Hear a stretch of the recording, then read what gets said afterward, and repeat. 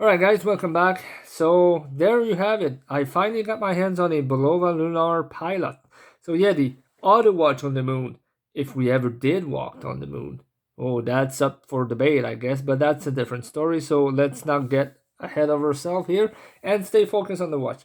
So we have a big chunky boy here. Um, it is a 45 millimeter case size. It is 53 from one lug tip to the other. It is 13 and a half millimeters thick, but a lot of it is in the crystal itself. Otherwise, visually and on the wrist, you don't feel like that it is that thick.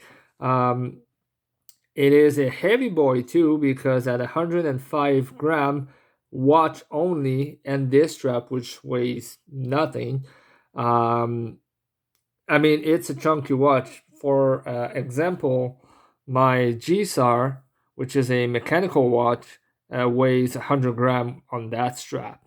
Oh, and by the way, this is one of their limited edition one they released last summer. I was lucky enough to grab one. Um, I have yet to make a video of that one, but when I bought it, I was in the phase of not doing anything on YouTube. So maybe you'll get a video of that watch at some point. But anyways, so chronograph, you have your tenth of a second here, which stops after 30 seconds to save the battery. You have your running seconds here, and you have your minute counter here. I really like that they went with a 60-minute counter. I don't know why some watch company goes with a 30-minute counter. I mean, 30 minutes doesn't seem a lot. Most of my commute is always over 30 minutes, so I really like to time it.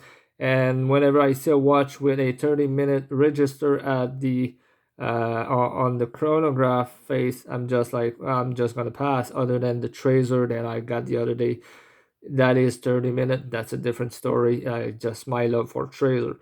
So back to the Bulova. The one thing I wish it was, uh, smaller, obviously, because for me, 45 millimeter on a watch is not that big, depending on the type of watch. But definitely, what really kills it is the lug to lug distance.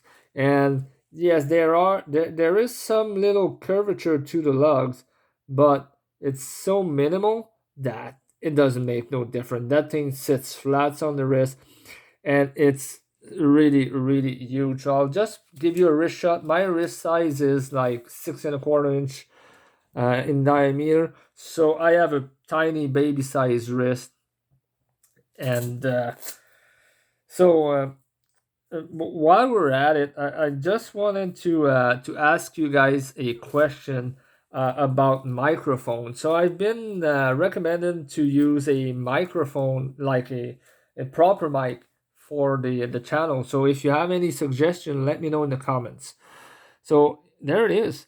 It does overhang a bit, obviously, but being in that color, like if it was like the chrome or the bead blasting one, you would see a bigger, like it would looks way it would look bigger, definitely. So being black like that, it is a little subdued, but you can see this thing is huge. So if you don't have like a 6.5, 6.75 inch wrist and up, this is not for you. And I don't care. I mean, no, I don't care if you like it or not, because it's simply it doesn't fit well, and it doesn't look good. And I mean I'm always against wearing stuff just to look good, but there's looking good and looking dumb, like most of the stuff that I say, which I can live with that. So do as I say, not as I do, right?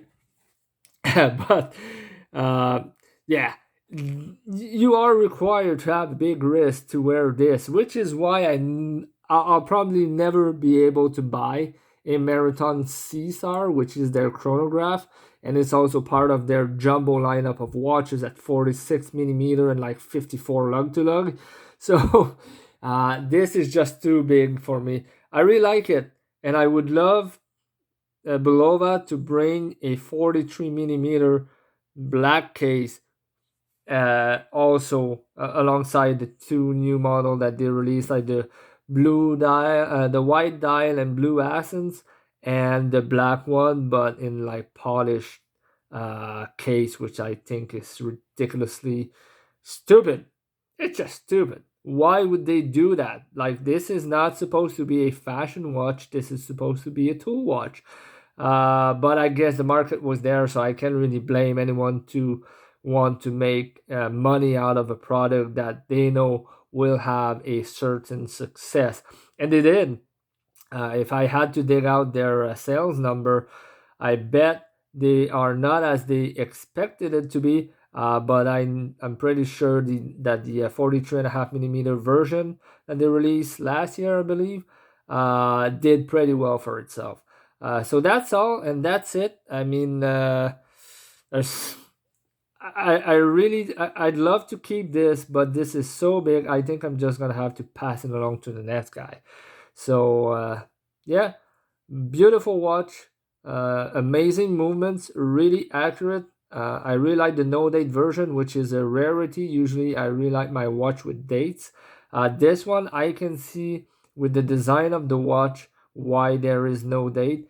And quite frankly, I would have probably be able to live with this watch without a date window.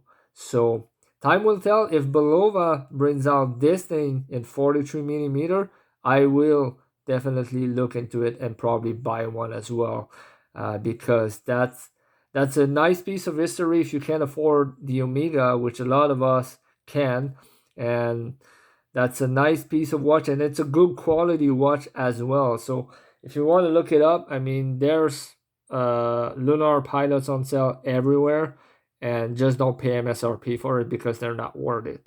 And who the hell on YouTube actually does pay MSRPs for any of their watches? You tell me in the comment. See you in the next video.